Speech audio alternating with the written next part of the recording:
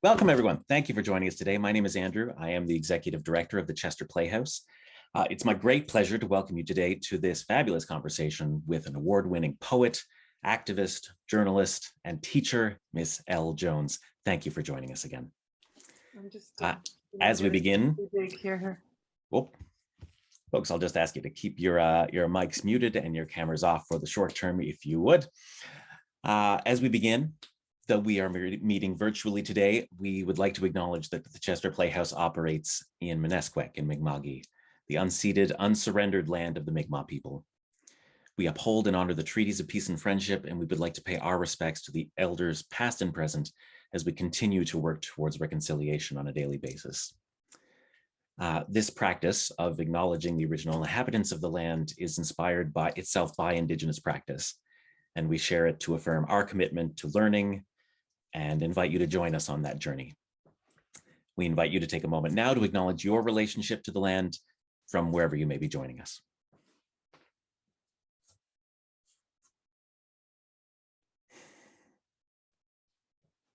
Thank you. Since the recent announcement of lifting provincial gathering restrictions, the team here at the Chester Playhouse have been hard at work getting ready to announce an exciting slate of events to welcome you back again in some cases to live arts and culture events. We'll be announcing our full slate of events right up until the end of May, this coming Wednesday. So make sure you tune into that, follow our social media, and sign up to our newsletter, or make sure you check for it on Wednesday there for the full slate announcement and to get your tickets then. For those folks joining us today, I can offer one special sneak peek, the very next installment of our In Conversation series. On Sunday, March the 20th at 3 p.m., just like today, we are so excited to be hosting another award-winning poet, spoken word performer, and like Elle Jones, another former poet laureate of Halifax, Rebecca Thomas. She'll be joining us to discuss her work and how it's been shaped by her Mi'kmaq heritage and share poetry from her latest award-winning collection, I Place You Into the Fire. This event will be hosted live at Chester's Cafe. You'll be able to book a socially distanced table in groups from 1 up to 6 people, or more if you have a real crew coming. Those tickets will go on sale this Wednesday, and I hope you can join us for that. And now it gives me great pleasure to welcome our host for this afternoon's conversation. Please give a kind virtual welcome to the co-chair of the Chester Playhouse Board and our host today, Miss Liz Crocker. Hi, Andrew. Thank you so much for that. And thank you all for sharing time with us on this sunny afternoon. I mean, there haven't always been sunny afternoons. And hi, Elle. I'm really excited and feeling very privileged to have a chance to interview Elle. I have chatted with her before this, and I've got notes spread all over my table. I'm going to try to, there's so much about Elle Jones, and I want to try to figure out how to showcase the best of her in a short period of time, and also give all of you a chance to ask questions. And you can, anytime during our interview, you can chat in a question, and I will be monitoring that. But we will also leave some time towards the end of the hour so that you can communicate directly with Elle, and you can turn on your video then if you want. So obviously you've signed up for this, so there's something about Elle that you know that made you want to sign up. But and normally I don't like to read introductions because they sound stilted and phony, but there's so much about this woman, and I just want to make sure I don't miss anything. So bear with me. Andrew's already said that Elle is a spoken word poet and a journalist and a community activist and an educator. So you know that. So here are just some highlights of those 4 pillars, and we're going to dive deep into those 4 pillars during the interview. So in the world of poetry, you may not know that Elle was twice the national spoken word champion in 2007 and 2008. She's written a book called Live from the African Resistance, which was published in 2014, and it contains 7 years of I don't know all of her performance pieces, but many of them. And as you know, she was poet laureate from 2013 to 2015. So in the world of community activism, this is huge world. In 2016, Elle was a recipient of the Burnley Rocky Jones Human Rights Award for her community work in prison justice. And I'm going to tell you right now that actually Elle is not related to Rocky Jones at all, but was nonetheless thrilled to receive this award because he is somebody who she has always admired and has been motivated by. So that same year in 2016, Elle co-founded a radio show called Black Power Hour, which still goes to this day on CKDU FM 88.1, if any of you want to find it. And this is a show with incarcerated people that creates space for people on the inside to share their creative work and discuss contemporary social and political issues. I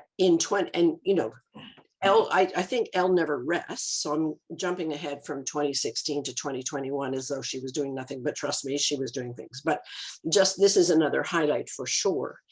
In 2021, Elle was asked to chair a committee created by the Halifax Board of Police Commissioners to define defunding the police. And I think that Board of Police Commissioners thought that she might put forward a one-page definition. But in fact, 4 months after being appointed, Elle and her committee brought forward a 219-page report. So we will talk more about that. In the world of using words for social justice, Elle is a journalist and is a contributor to the Halifax Examiner, Huffington Post Canada, and something brand new that is launching actually next month called The Breach, which is a new independent online media outlet. So look for that. I think it's going to be, I just went online and read about it today, called The Breach. If you do The Breach Media, you'll find it. She's also won 2 Atlantic Journalism Gold Awards in 2018 and 2019. And in the world of education, a long journey of teaching and pursuing education has led her to recently have completed her PhD in cultural studies and is now an assistant professor in the Department of Political and Canadian Studies at Mount St. Vincent University. I'm almost breathless. You're probably tired even thinking about that. And I said to Elle today, to me, she looks like she's 14 years old. So how did she do that? I don't know, but let's just jump in, Elle. And I want people to kind of be grounded in from whence you have come. You were not born in Halifax or grow up here. And I think people will be surprised to hear the truth of it all. So jump in. Yes, good afternoon, everybody. Thank you for joining us. I see you as well, Sylvia. It's really nice that you came. That's from the Buddy Day Afrocentric Learning Institute. So really nice to see you give up your Sunday. Thank you, Sylvia, and everybody else. So good afternoon, and thank you, Liz. Yeah, I wasn't born in Canada, as a matter of fact. My mother is from Trinidad, which was a colonized country during her lifetime. And my father is Welsh, which was a colonized country. So my mother left Trinidad when she was 15 because she actually wanted to be a medical doctor. And at that time, science wasn't offered to girls in Trinidad. So she was the youngest child in her family. So she went to live with her older sister in London and Paris while she pursued getting her A-levels in science, and then ended up at the University of Cardiff, which is where she met my father. And then we ended up immigrating to Canada when I was 7, and we went to Winnipeg. So that's a little bit of the framing of how and then I came to Halifax for school to go to Dalhousie. So that's my roundabout way into Halifax. And it's so interesting, that journey of your mom of having to leave her country to pursue her dreams. And then I think you said that both your mother and your father, they felt like they had to leave Britain because it was Thatcher years and opportunities were shrinking. So, you come from a lineage of people who have been trying to break the mold and pursue their dreams. So good for you and good for them. Now, when I mentioned to people that I was going to be interviewing you, the first thing that people thought of, and maybe it's because you were poet laureate, but they thought of you as poet. And I asked you when we talked before, I had read somewhere that you had a dream one night and woke up with a poem in your head. Can you tell a little bit more about how you got into that area? Yeah, well, just to rewind a little, my grandfather was actually a calypsonian, which is the people used to call calypso like the news. It was like the Twitter of Trinidad, I guess. So it's a political art form, often extemporized. So often people improvising. And it was, people now are very familiar with soca, but calypso as it existed, particularly post World War II and in that era, was an extremely political art form. And my grandfather was both a calypsonian and also a big promoter of calypso. In fact, he was the one that kept Carnival going through World War II. At the time, before Carnival was a big tourist, like what it is now, it was actually considered quite low class. And my grandfather was an educated man. He was denied his PhD, but he was a chemist. He had trained in Germany. He was quite a bit older than my grandmother. He was also a music historian. His voice is actually in the Smithsonian, in the Folkways collection, because he spoke the Creole French. So he was French speaking, he was a Francophone. And a lot of the Calypso history was originally in French. So he was an oral historian, and they actually came to record him to get that history. And so he was very much before, you know, we were doing this stuff in, you know, 2020 or talking about, oh, Black history. He was recording our oral histories, understanding our music as a vital part, and was recorded by the Smithsonian as that archivist. And also, of course, sang that music. He was extremely political. So that is obviously in my bloodline. The Welsh are actually quite political as well. So on both sides, I suppose it comes down. And so when I was younger, I played guitar, I wrote songs, I wrote page poetry, but yeah, when I was actually in grad school in Halifax was when I just woke up one morning with a poem in my head, and I didn't know really what it was like. I'm like, oh, this kind of looks like a rap, but I can't rap. I don't know what this is. So I wrote it down, and that was my first spoken word piece, which is about growing up in white neighborhoods as a Black person. And it was a lot of the kind of double standards and discrimination that we experienced. So yeah, and then I did that poem and people appreciated it. So I just kind of went from there, but it wasn't something that I knew what spoken word was. I intentionally set out to have a spoken word career. It was nothing like that.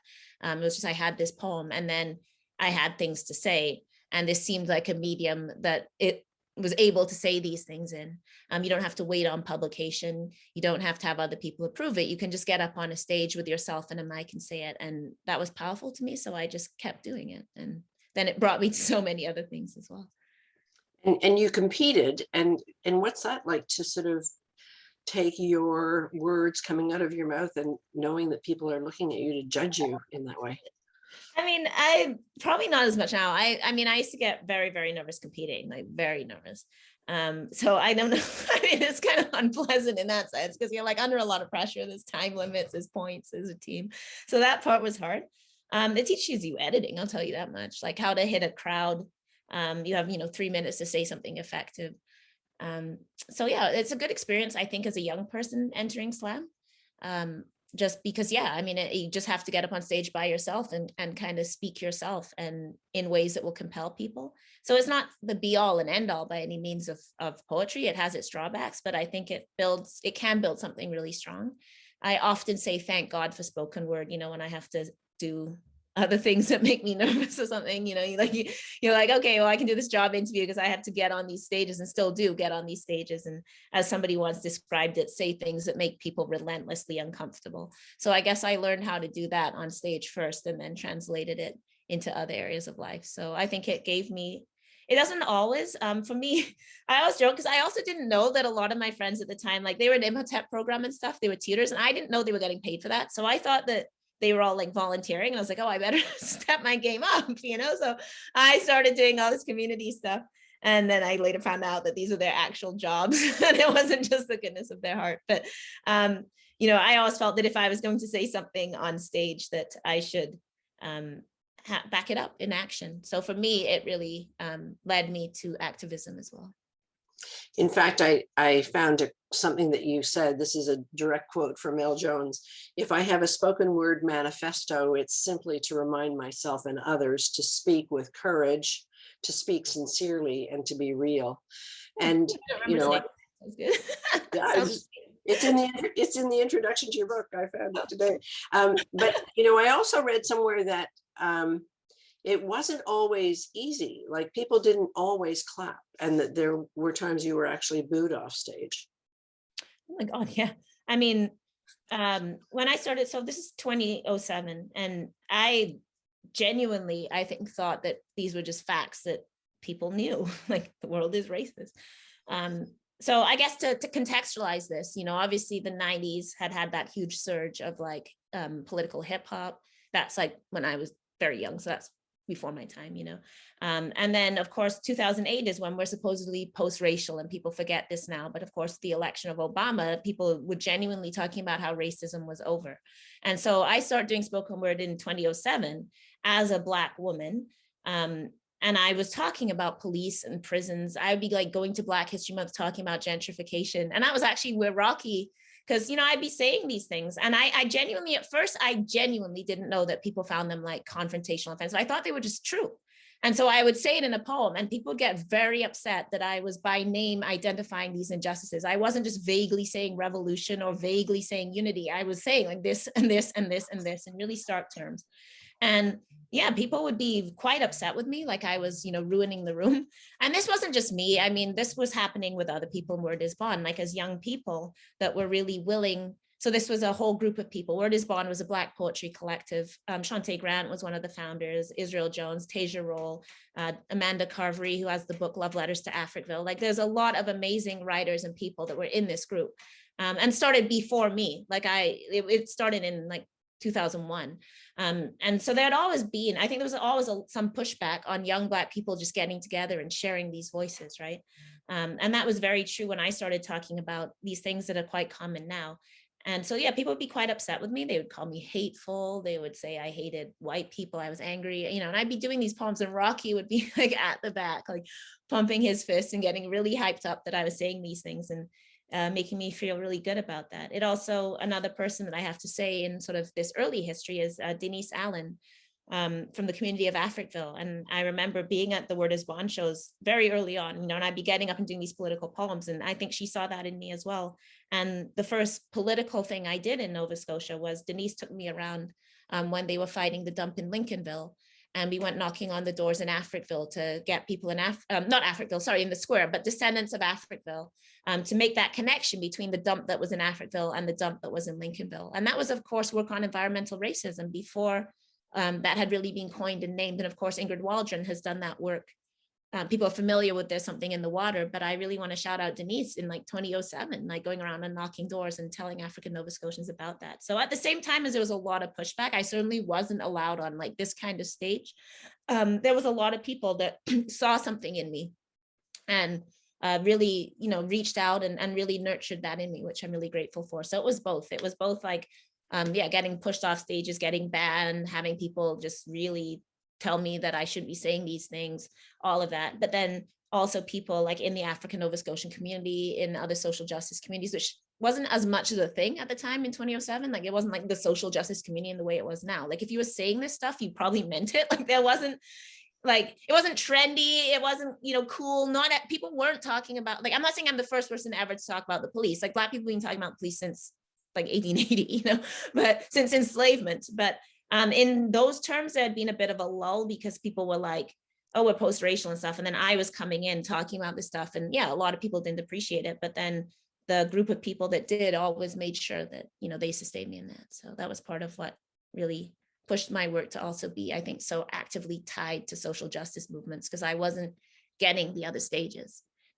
So it was the people that heard what I was saying and shared those stories and understood, that were like, well, can you come talk, we're talking about refugees, can you come do that? We're doing a rally, can you come do that? So that was like a lot of the poetry I was doing was like in the freezing cold on a street corner, into a megaphone, not, on the theater stage with like 1,000 seats.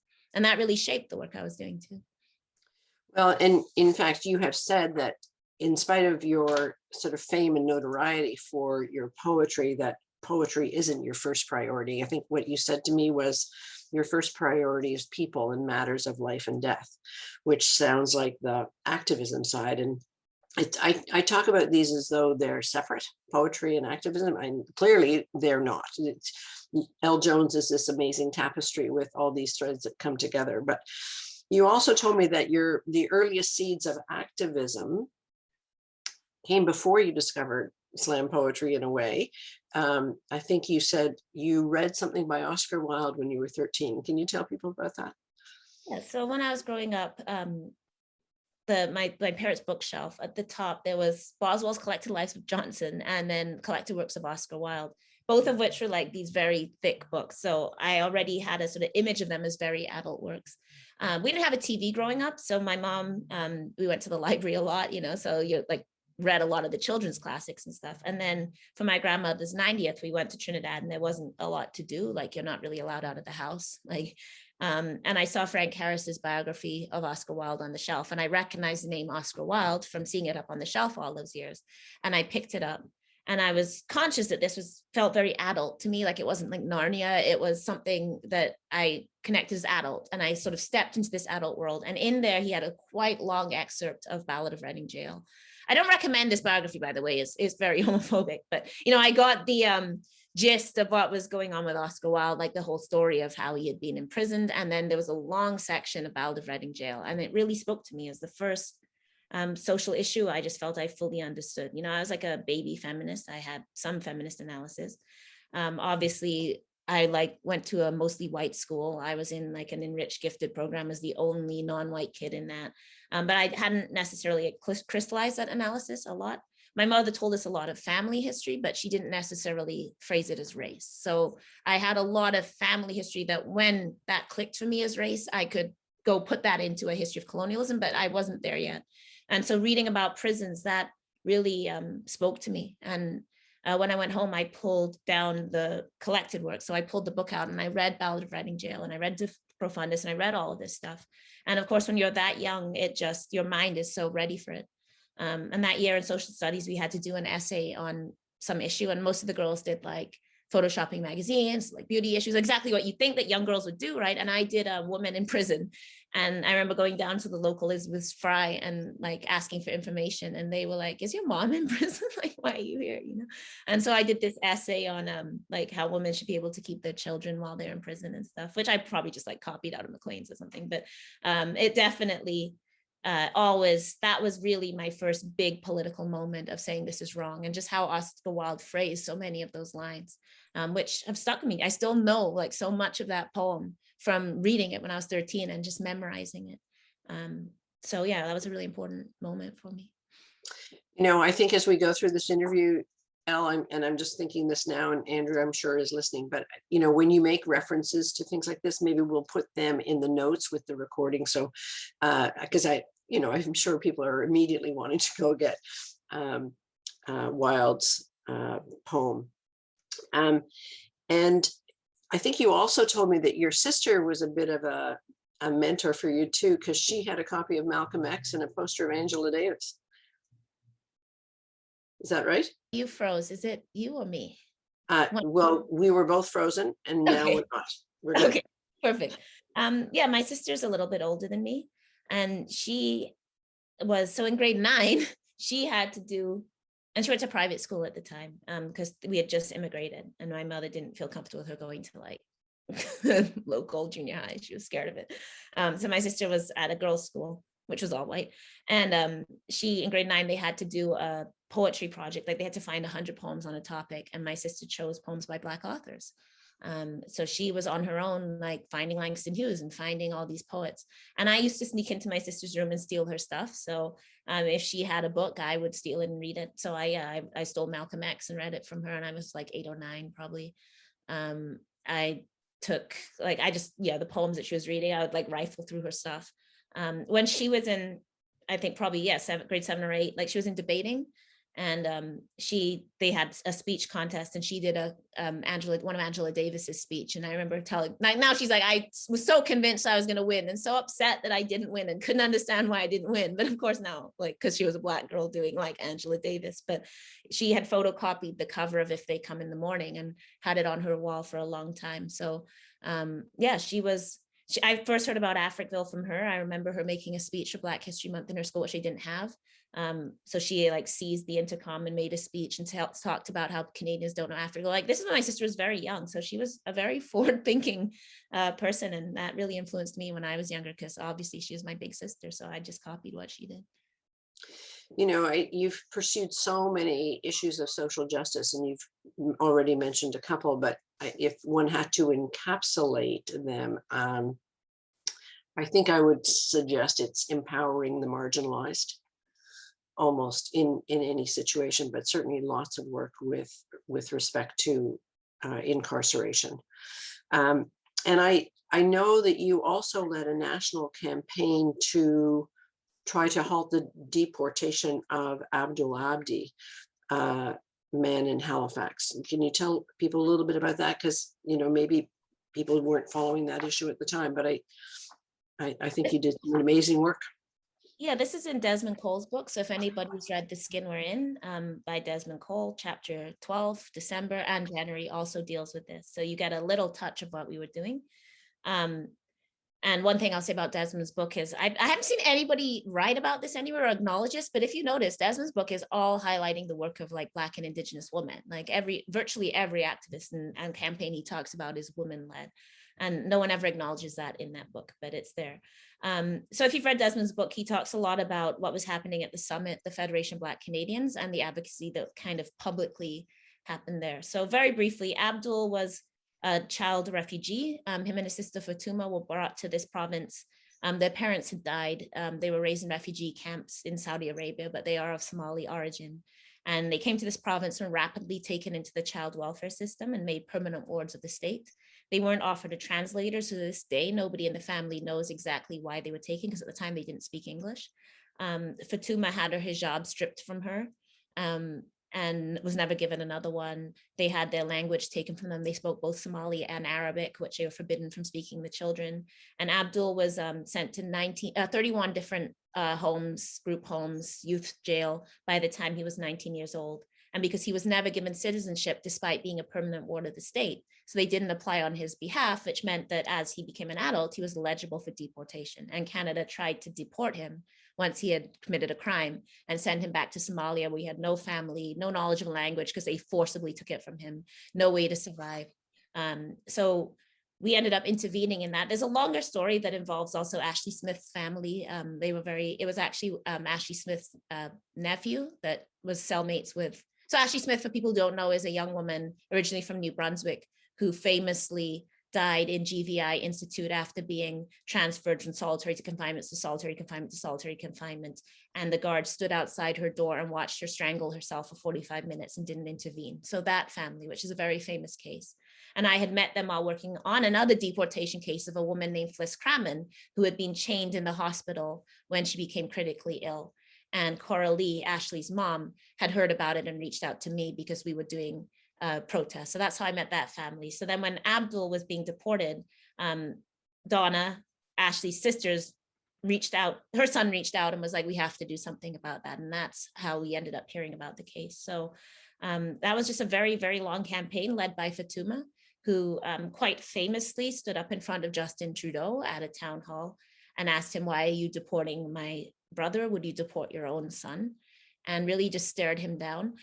People don't know this, but behind us was a bunch of people that were there to protest Omar Khadar getting a settlement. So we had to do this in front of virulently Islamophobic people who outside, I remember Musuma Khan was outside. So we had people outside chanting, Amina was there, Amina Abawaji, and people were like outside screaming like go home terrorists and stuff at people outside. And then a lot of those people were like behind us as we're confronting Trudeau. So Fatuma was very, she was 6 months pregnant at the time. And yeah, just stood up and fought for this. And that really sparked something with a lot of people across Canada. So, that was a long, long campaign. It was months and months of work. The details of it would be too long to get into, but we were successful. It was a court case with Benjamin Perryman, the lawyer, and then a big public campaign. And we did successfully end that deportation. People told us, you can't stop a deportation in Canada, but we did. So that was good. Then the next year we were right back at it. We had a very similar case with a man named Elmi. So as you have a victory, but there was so many other cases. And we knew at the time that there were so many other cases of kids in care that didn't have citizenship. And we ended up actually the next year fighting a very similar case that we ended up having to go to the UN with. So that's actually an issue that we continue to fight for. We freed, we got Abdul free, but sorry, the core issue that we were fighting to change beyond status for all, but also was, that kids that are refugees should be automatically given citizenship and there should be an amnesty on deportation. And we haven't been successful there yet because nobody has a will to push for it. But, we continue to fight that now. Do you consider, when you describe the situation of having a whole bunch of people behind you who maybe weren't taking out El Joan fan cards. I mean, do you consider yourself brave, or are you just so committed to what you're doing that bravery isn't an issue? Well, I mean, the brave one in that scenario was Fatuma, who is no activist, who has, I mean, like, wasn't an activist in terms of a public activist. She is an activist, obviously, but I mean, like, she didn't, you know, she doesn't get the credit of like being an activist, is what I was trying to say. You know, she was herself has no citizenship. She actually lost a child in the child welfare system while advocating for Abdul. So after Abdul was arrested, they raided her apartment, and she had a child with severe disabilities who needed 24/7 care, and they took that child from her, and he died in the child welfare system. And to this day, they haven't even given him a headstone. And Fatuma, fighting through that, was the person that was incredibly brave. In fact, when we originally went to that town hall, we were just going to stay outside because we thought there was no guarantee we were going to get a question. So we were just trying to put it on the radar for the news. That's one of the tactics, right? You hold a protest and then people have a story and then they have to ask Trudeau about it. Sheldon McLeod, the only interview that Trudeau did was with Sheldon McLeod, and that was like the first question Sheldon asked him. So we had got Trudeau on record, which is what we wanted.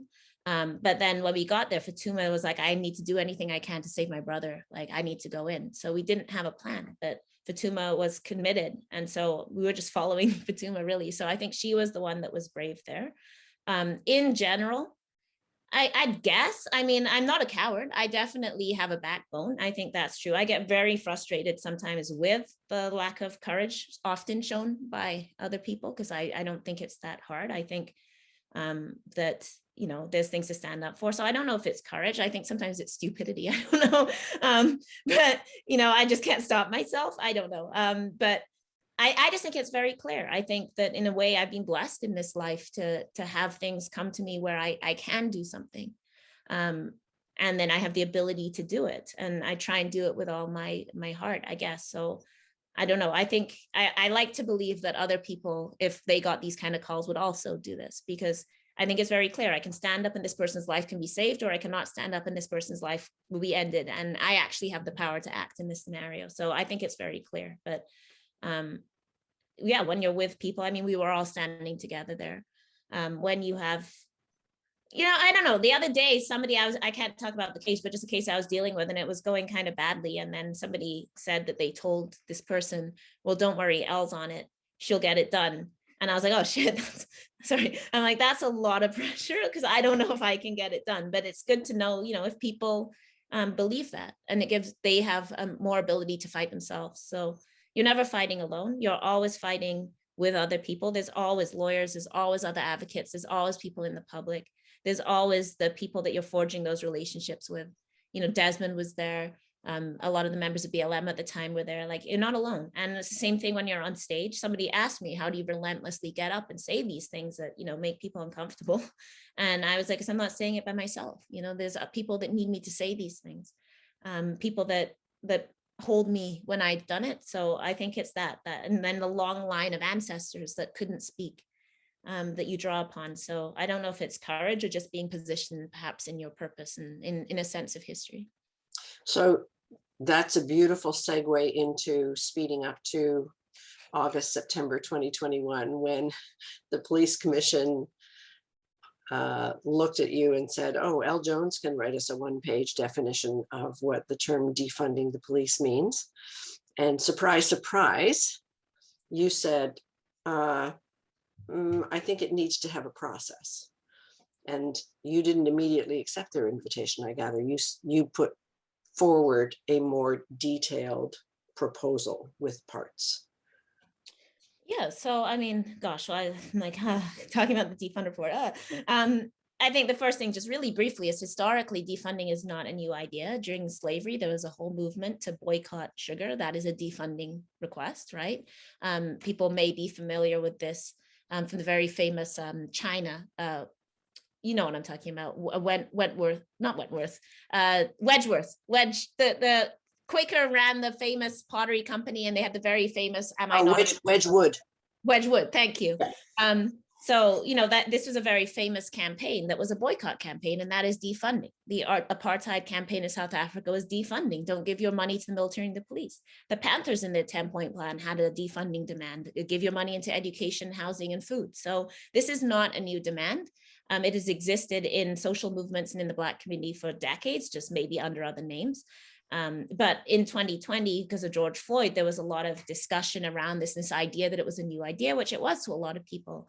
And yeah, the police board initially had just come up with a definition that said having the police do policing tasks and not having the police do non-policing tasks. But of course, everything the police do by default becomes a policing task. And a huge problem that we're trying to fight against is this creep of policing, that things that police didn't do, they're now being called upon to do. Like, we don't have cop-free mental health care in Nova Scotia. If you call the mobile mental health crisis unit, that is police, like they will come. So yeah, I knew that, just providing a definition, it's removing tasks from the police and placing them into areas better place to do them, that, okay, but we already know that. What does that mean? How does that take place? And also, this issue doesn't just rest with the police, it rests with an underlying social ideology around punishment.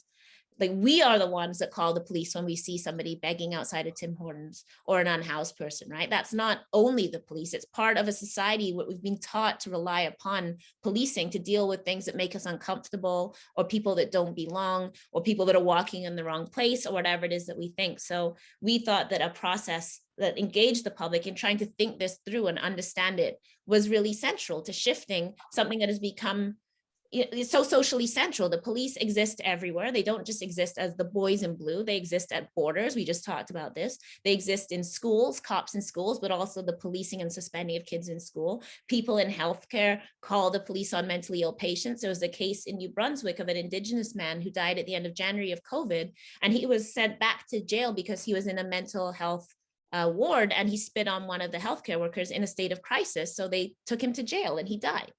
And these things happen all the time from these different sites. So we knew that if we wanted to address this, we had to address the social issues behind it. And there has to be, it can't just be the L. Jones or the L. Jones subcommittee or Taria Jadi or whoever. It has to come from community. So we really fought to do something that would really try to give people a lens or a way to see this.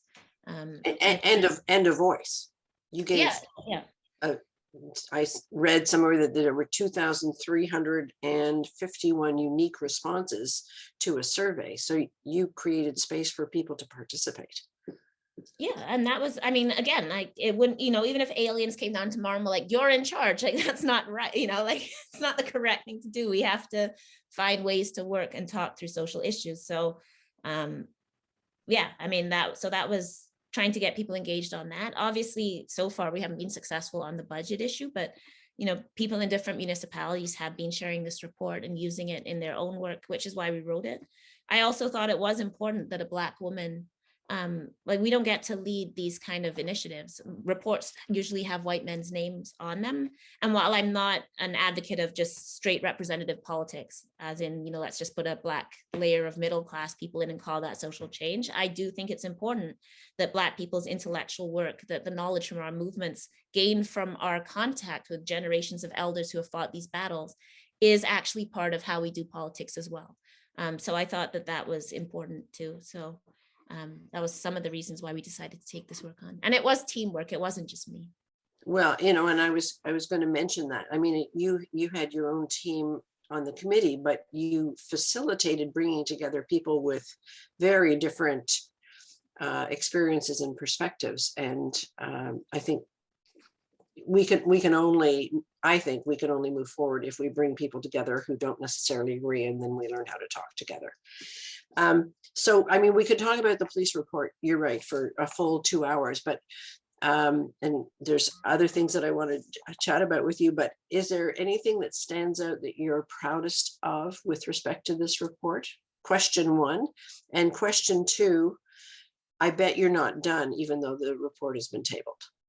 I'm proud we got it done. The entire budget for the report was $9,000, which went to things like interpretation and graphic design. We didn't take money to write it. So we sometimes called it our love letter to Halifax, that we did this work because We believe that these things that we speak about are doable and possible. So I'm really proud of us that, we just got together and wrote this thing that a lot of people are saying this has never happened. Like a lot of people, especially the States, people are like, wait, so your board of police commissioners like have a report on defunding? Like, how is this happening? So I'm proud of that we did it. And yeah, I mean, we're still fighting the budget battle. There's a city council meeting this week where they're probably going to pass the police budget. Ottawa was obviously interesting in this respect because it started with a lot of people being like, yeah, this is why we need to defund the police. Like, we pay these people $328 million a year and they can't keep a street, they can't pass out a bylaw ticket, which we know damn well they do for Black people, Indigenous people all the time. Like, we have seen injunctions passed on Indigenous people for peacefully sitting on their own territories. But then, of course, this has ended in a kind of orgy of policing. So we'll see where that takes people, because for 3 weeks, people were like, the police incompetent and can't keep us safe. And then we ended on 2 days of policing and everyone's cheering on the police. But of course, we got that to that point through police failure, and we shouldn't forget that, right? That the police always had powers. They chose not to use them, and they chose not to use them for obvious reasons, that this convoy represents white individualistic freedom. The same people that support this convoy are the same people that spent years threatening me for talking about freedom for Black people and talking about police and talking about the government. And that's not an inconsistency. That's not some kind of hypocrisy. Oh, what a hypocrisy. They don't do this to Black Lives Matter. That is in fact the roots of policing, right? That is the roots of so-called democracy in Canada. And that is life under settler colonialism, that all of these measures are only ever intended for us. So the very same people who want the borders closed will then say, oh, white people can't move freely.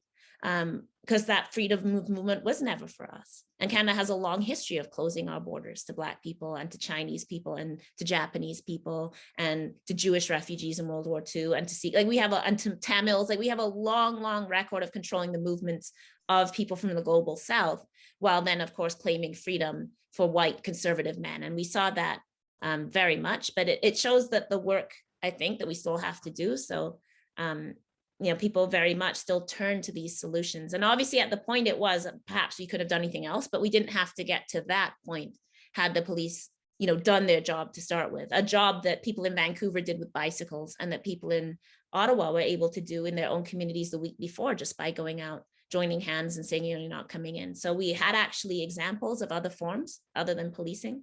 And I think we shouldn't forget that policing got us to where we're in Ottawa in the first place. But one thing that's going to be hard, I know, moving forward is that, there's been a lot of now investment in policing as a result, even though, like I said, the situation was caused by the very fissures in policing that we talk about. Clearly, your work is not done, and maybe you'll be able to bring some wisdom to those questions. I'm sure there will be lots of so-called postmortems. There are a couple of other things that I want to sort of talk about in terms of journalism and your work now in the world of higher education. But you said that you'd be willing to perform a poem, and I wonder if this is a good place or time, or whether I should just keep going. Your call.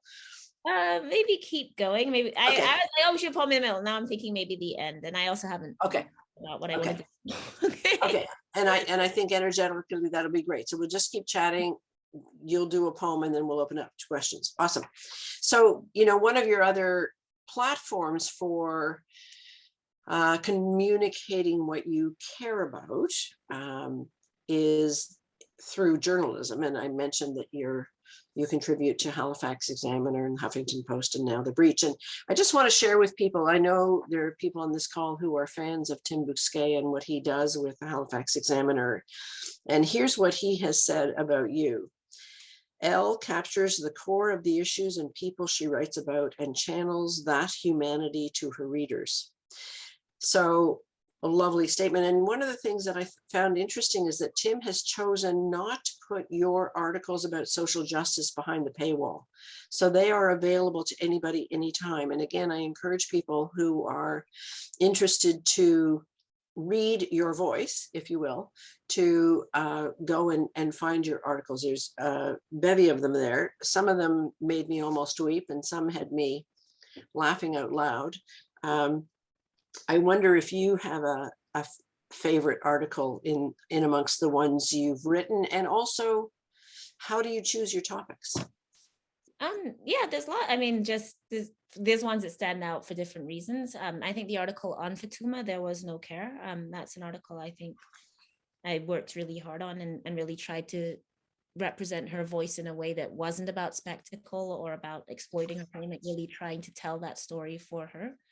Her children that had been taken away from her actually found her from that article. So I'm very glad I was as careful as I could be with that article, because I never thought that her children would be reading it, and they did, and actually found her as a result.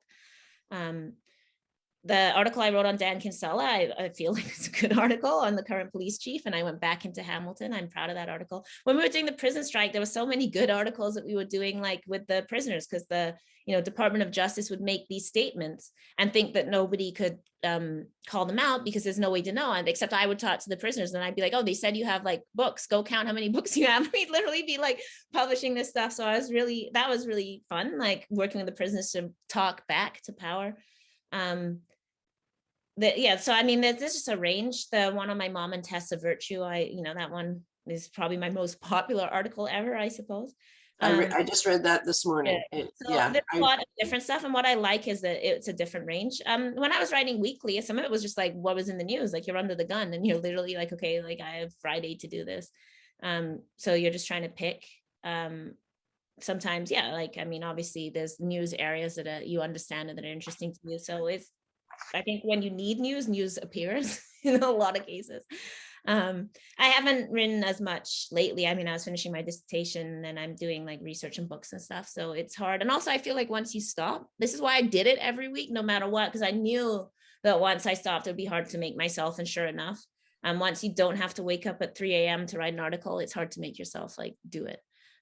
So that's an issue right now, I guess, that, carving that time and making myself sit down, because there's sometimes articles I'm like, I should do this, and then I just don't get around to doing it. And I used to be like quite religious about doing it every week.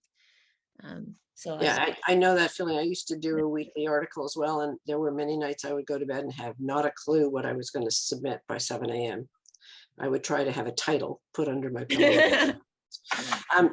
Just one of my favorites was A Brief and Mundane History of Being a Black Woman.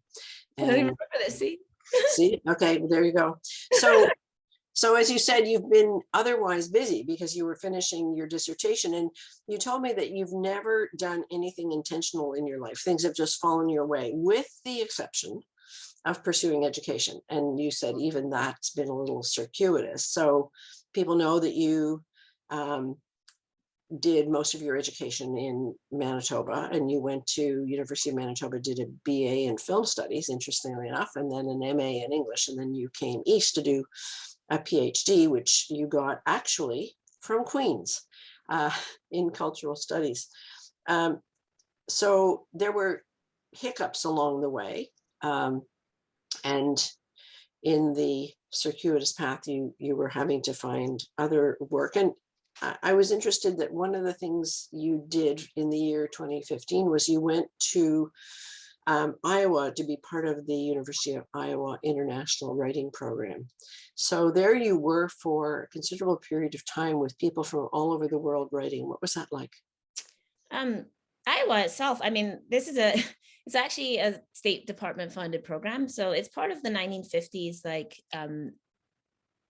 diplomacy through culture that the CIA was doing around the world, particularly for the Soviets. So there's a lot of initiatives around the world that are a relic of this. And actually, this is the oldest writing residency. So the initial idea was to bring in like Soviet writers to the States and show them that, there's free speech and the States is amazing, with the idea that they'd go back to the Soviet Union and like spread the gospel of the US and freedom.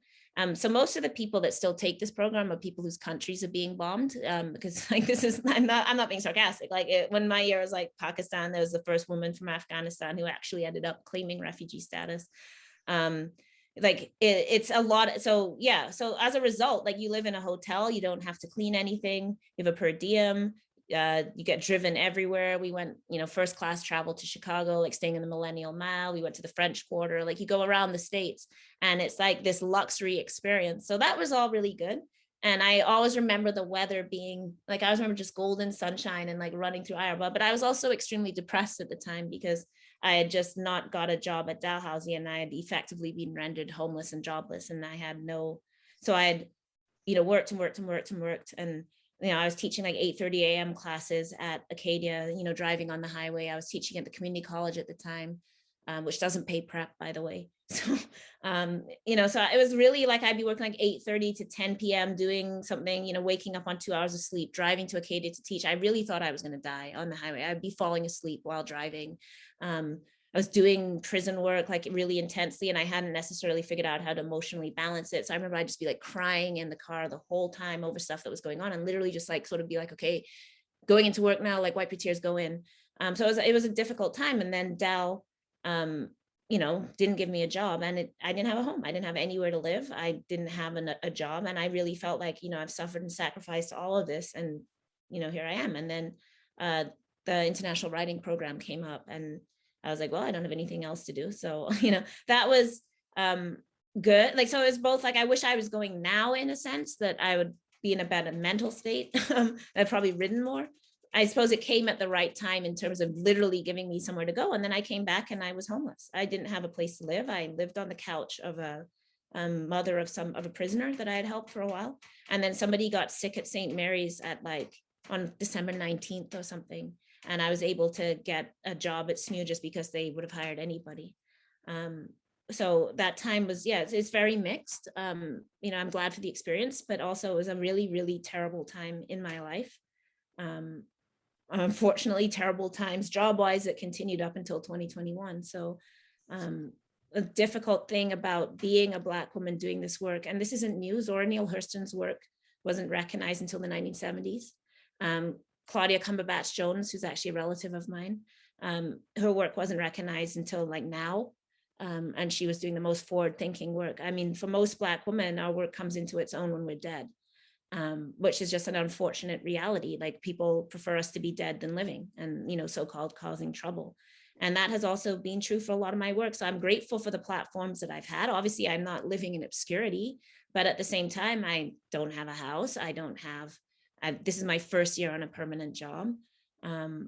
And then even when we were talking about the Examiner, I mean, that's backfired on me, because now publishers won't let me publish anything from that, even though people don't read it outside of Halifax. Oh, because it was already published in the Examiner, and use that to deny your work. So there's always something in your way, and it can be very frustrating. And then I guess, you have to choose to stay on the side of like your resilience, and Cedar Hopkins, okay, this is a bit of a side, but Cedar Hopkinson is somebody that is a anarchist who was arrested unfairly for so-called causing a riot in Locke Street in Hamilton. And I always remember when they were giving a talk, they said, when we got arrested, they came for all the anarchists. And there were people who spoke to the cops. There were people who stood up publicly and denounced each other. And they're like, but I choose not to focus on that. I choose to focus on the people who stayed solid and think about like why those people were able to stay. And I try to do that. I think, if I think too hard about many of the ways that my work has been pushed out, the many ways that I've had, and I sometimes like, why do I have to fight 100 times to get things that I can see other people getting? Like in front of my face, I can see people getting this, and yet I still can't seem to get it. But then I think about, the people in prison who read my book and appreciate it, the many people who have created space for me and stood up for me and loved me. And I have to focus on that, but it's a difficult road.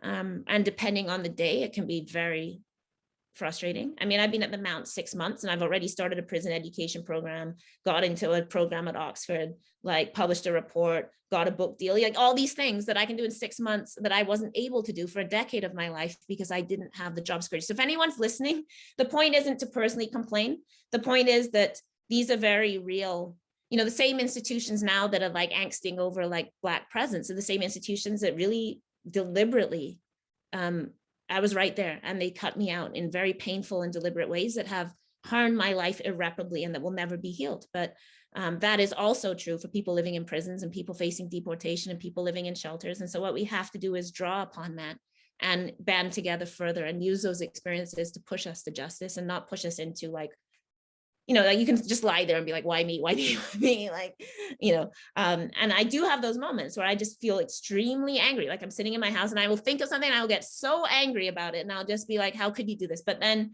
isn't that the condition that we're all in? So all we can do is keep putting things down and like on paper, keep moving forward and leave what we can before we go, I guess. Well, I'm so glad that you have that job now, as you say, that's giving you some stability to do all that you've been able to do and will do. And I told you, Elle, when we talked, we would run out of time. I know, I'm sorry. But honestly, I can't imagine anywhere where I would have wanted to go in and say, stop talking. And in fact, so those of you on the call, if you need to leave at any time, leave. But Elle, I think, is getting ready to share a poem. And then I would really love it if any of you have questions and we could open it up. So we can go to. Yeah, my time is fine. Feel free to leave. Yeah, we can go till 4:15 if you want to stay. So Elle, I'm going to throw it to you to, I have a feeling you're scrolling through and finding a poem that you want to share. Okay. This is unpublished and kind of obscure, but I have a strange love for it, even though, I don't know, it's unusual for me. But here we go. Dear ancestors, this is a birthday card from the wretched of the earth. So I'm sorry if it's birthed in blood or written in the drops of sweat from the brows of the ones who dream of enough bread and not of cake. This is a bringing into life that never stops. This card is reaping the crops you sowed, and it's getting ahead of itself because it is always imagining a better, and a better tomorrow. You may not be able to make the letters out because this is a tribute from the ones denied education in countries without literacy programs that allow the neglected to make it out of poverty. So instead of happy birthday, it says hasta la victoria siempre with a postscript. We believe the worker has an equal stake in the society they labor to build. This is a birthday card stilled from the ache in the belly of the planet's hungry. So they will not wish you steak for birthday dinner, but invite you to humbly share their rice and beans. And the message on a napkin folded into a card says, we will not leave your vision unfulfilled. This card is the hallmark of resistance. Greetings from the ones who get no break, working 15 hours a day beside a sewing machine. The teens at border crossings and refugees in container ships seeking escape. Those held in structural intervention units who send the message, thank you for jolting the world awake. Thank you for shaking our foundations. And in the rubble, finding a place where equality is still a possibility and where the ideal will never die. And FYI, we are tired of fake promises of liberation. We want the real thing, born from cane fields and street vendors in the heat of Black August and the drumbeat of emancipation. These are our wishes when we blow the candles out because there's no electricity and we have to save.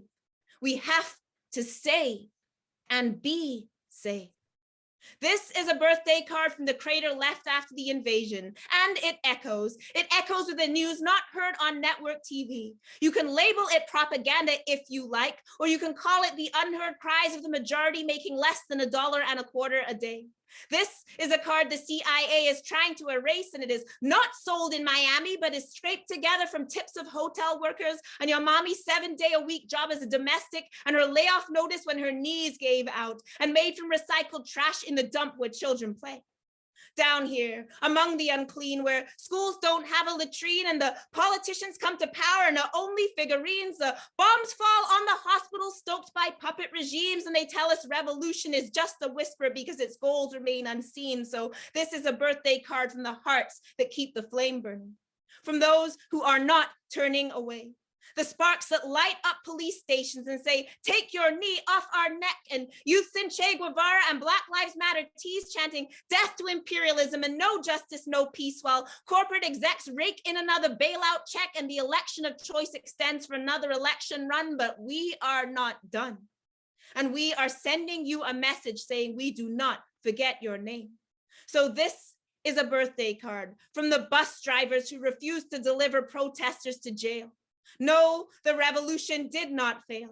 It is in the defiant fists of the riders being arrested in Zimbabwe, the torch handed from Mandela shouting Viva la Revolution upon his release from his apartheid cell. This is a birthday card heard in the rebels yell and the sound of the colonizer's statue breaking as it fell. This is a birthday card from all who go without presents because we believe in a better future. A dream sutured into us at the hands of ghetto doctors, from the peasants and township residents and political dissidents convicted on manufactured evidence. This is happy birthday sung by a chorus of minimum wage workers while they cover their mouths because their corporate boss denies them PPE. No, we are not free. But this card will not be delivered to you by an underpaid worker at Amazon. This card was not bought in Babylon, but created in the dawn of a better world. It unfurled in the flags of the regiments marching through Africa and in the smoke of Zapatista camps. It is not in an envelope because it cannot be contained. It only unfolds. It unfolds. It is unfolding. In the eviction notices and summonses to court, but it is unfolding. In the bodies lying on the concrete, it is unfolding beyond death because it cannot die. This is the birthday card deferred for the day we will be celebrating together in freedom when the battle is won. And comrades drop their weapons and with tears flowing down their faces, hold hands and say, we have unfolded. We are unfolding.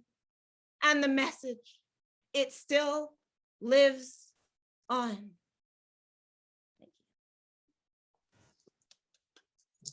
That's Amazing. Amazing. And I remember you said that in your book of poetry, they actually shouldn't be just read. They need to be spoken. And you brought such energy to the words that were magnificent. And I see clapping hands coming up on the chat group. a never to be published file, so I thought I'd share it. It's a never to be published file? Why? Why never to be published? I don't know, it just isn't, so. Well, I'm glad that it's on this recording because I can listen to it again. So I want to open it up to people who might have questions. If you have a question, you can either chat it in or you can turn off or turn on your video and your microphone and ask a question for Elle. Anybody with a question? So Sylvia did 20 snaps for you on that poem. Anybody with a question? I think possibly the poem Elle has left people just in a state of profound reflection and admiration. What advice would I give educators teaching youth in a neoliberal world, hi Gisela, a neoliberal education system?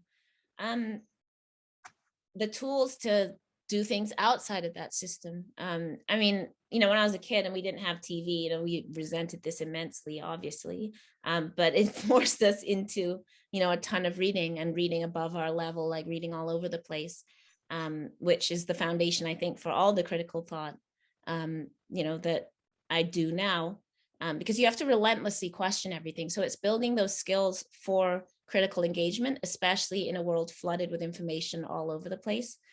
So I think teachers need to encourage youth to read, to teach reading as a practice, to, I don't know. I mean, even in university, like a lot of people are coming to university and they read in grade 12 as like Hunger Games. And I'm not saying that Hunger Games is a bad book to read or whatever, like I've read it, but I feel like, kids are being stretched and given, political readings and that process seems to be extended further and further. So you have young people in these movements desperate to learn that haven't been given these books. When I was 13, I was reading Ballad of Reading Gaol. Like I didn't know everything I was reading, but it was because it was older than me that I stepped into it so fully. So I think really giving youth the skills to read stuff from all over the place. And we're seeing these book bans on purpose, right? Like in the States, when they're banning these books, they're banning them for a reason because they open up your mind to engage in a different way. So I think with that, really guiding kids through that.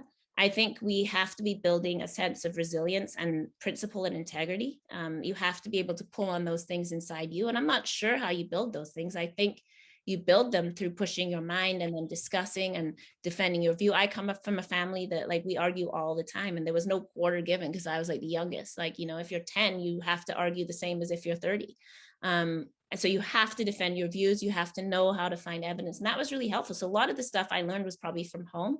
And I think those things can be done in the classroom, like really encouraging people to speak out, like really encourage, it doesn't have to be formal debate, but encouraging debate. And when kids are interested in stuff, like encouraging them to go look it up and like do their research and guiding them through what research looks like and vetting sources and stuff. It's so important now. So I think people have to have their own stock of knowledge in these days. And particularly with political reading, that just has to be done and can be done young.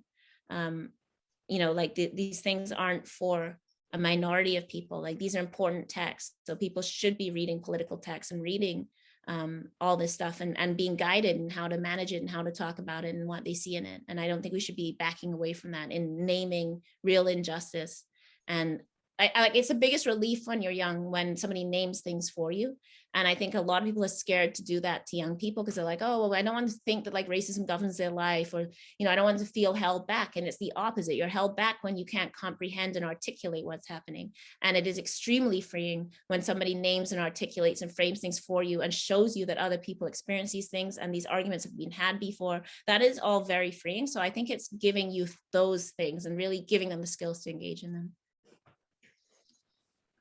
Great question and great answer. And I know there are some other educators on this call, so that your answer will resonate with them. It is from the Chester Playhouse, we often talk about how there's no longer any drama education. And for us, drama education it's that notion of being able or training to be able to express yourself in a way that somebody will hear you. I'm just going to jump in here. It looks like Sylvia has raised a hand. Sylvia, did you want to jump on and ask a question? And then Pam Cooley has a question. So I heard teacher, so I felt like, oh, raise your hand. Okay. Thank you. So awesome.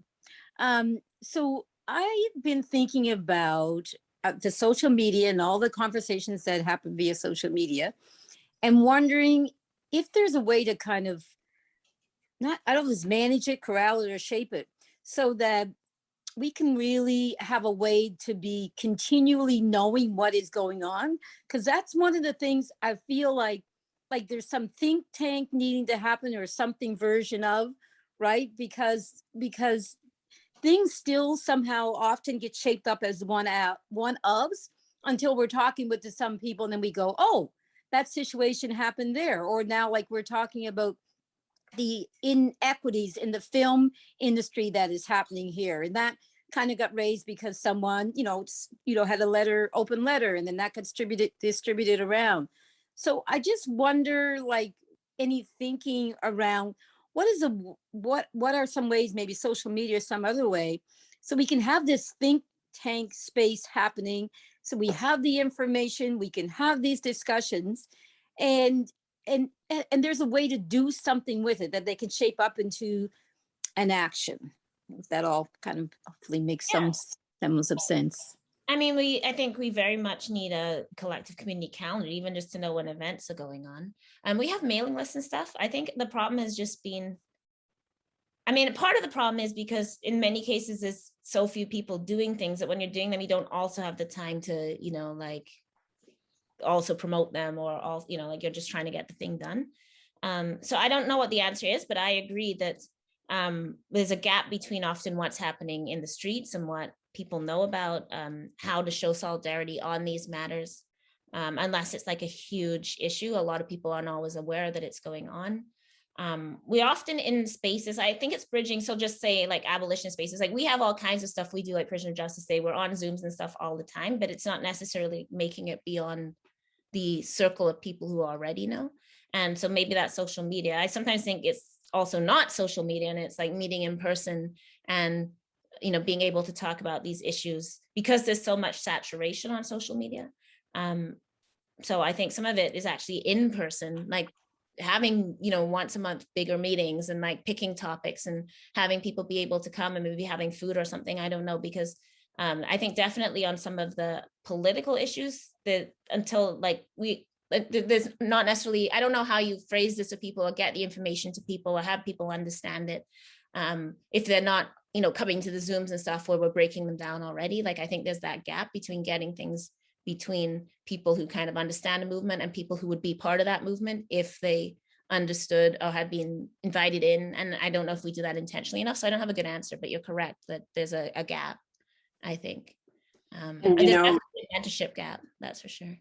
And it's a great segue to the next question from Pam Cooley. And I know, Al, you've described that the best circumstances for learning are a softly uncomfortable classroom where people can speak their minds and challenge and be challenged respectfully. And so Pam's question is, help us understand how to be guided and be more actively involved as an ally with all of our white colonist privilege. Sometimes I feel identity, or I presume label, is separating us. Yeah, I think, first of all, I often prefer comradeship to allyship. Okay. When we're working together as comrades. I work with people, I've done deportation cases with like a queer Roma woman, with a non-binary man from a person from Morocco, with people from Somalia. Like, none of these are my community, but we're working together across that. So I think we very much see that in coalition movements. I think there's a difference between like identity as wielded by a narrow class of elites and identity as our lived experience of injustice that moves us towards each other. And the second is what we need. And there's a way that but like Desmond and I, for example, did a whole series writing about Black North Initiative, critiquing this idea of, we just need more Black people on Bay Street. And like, we need all like Enbridge to sign a pledge on anti-racism while they're actively like killing Indigenous people, and like, I don't want more Black people in the boardroom of Enbridge doing that. So we did a pretty strident critique of that. And I think that, yes, there's people that certainly use these issues not to advocate for something progressive, but to advocate to actually keep power in the same sources. So how does Bay Street keep power? Well, if you put a Black face on it, or an Indigenous. How does Enbridge keep power? Well, say you have Indigenous people on side, right? So I think we have to be very vigilant of that. But at the same time, people recognizing their own deficit of rights does not harm my rights. So, there are places also that I'm just called upon. Like, if people ask me to do something, I come and do it. I feel like that's part of comradeship. People tell me not to do something, I listen to them and don't do it if it's their community. So I think a lot of this is listening, showing presence. People always used to say to me like, oh, why do you go to all these rallies? Like, you think you're going to march around and the government's just going to stop doing things? I'm like, no, it's for us. It's to build if I can't go out because it's cold today, and I'm like, oh, I'm not going to show up for my, friend or comrade, whoever's just doing this, then how do I expect to have the resilience to fight some of these long-term battles that have gone on for years, where you have to over and over and over again, like fighting a wrongful conviction is years and years and years of fighting. So if I can't come out to stand in the cold for an hour, how do I expect to, have built the strength and presence to do other things? If I can't speak up with a question at the meeting, how do I expect to speak up when Trudeau's in my face? Like, I think a lot of these things are learned practices of showing each other presence, of learning to listen to each other, of strategizing together. I'm a big believer in coalition work. I think every young person in particular should be involved in some coalition work with organizing at some point, where you have to argue with people. The prison community is a good example. Sorry, I'm giving a long answer, but the prison community is a good example, because you have like hardcore abolitionists that come in from like a very political point of view. So people who don't believe in prisons, this is abolitionist. Then you have like Black and Indigenous people who come in through a racial and settler colonial analysis of prisons and punishment as an outgrowth of settler colonialism and racism. And then you have like a lot of white people who could be conservative and who had a child die in prison, and they're not necessarily political at all. They may be 100% opposed to most of what you say. And we have to figure out how to work together, because we share this goal of ending the impact of prisons on our lives. And we don't, there'll be fights over stuff. People get really unhappy if you bring up race because my daughter was white and she died, and you have to work through that. You can't just cancel each other or say, I'm not talking to you. You really have to figure out how to find those places. And we do that work together. So I think it's, important to show up, to do what is asked of you. Sometimes that's to speak, sometimes that's just to be there. I think, again, I believe in doing the reading, no issues. And then I do think that more so than ever, we have to find ways to while protecting our boundaries and our dignity, like finding ways to build into solidarity. And yeah, I think that that's often not done. You know, we should have a stronger anti-war movement that's building now, but you know, that's a movement that I think more Black people should be in, given like how it impacts our country. So it's also bringing people into our movements, listening to each other, knowing how to disagree respectfully, being prepared to deal with conflict. Those are all things we can do. And then in general, I think just showing up. If someone's like, hey, we're tweeting this thing, do the hashtag, you know? Like to a certain extent, I don't know that it's as complicated as we sometimes like to make it.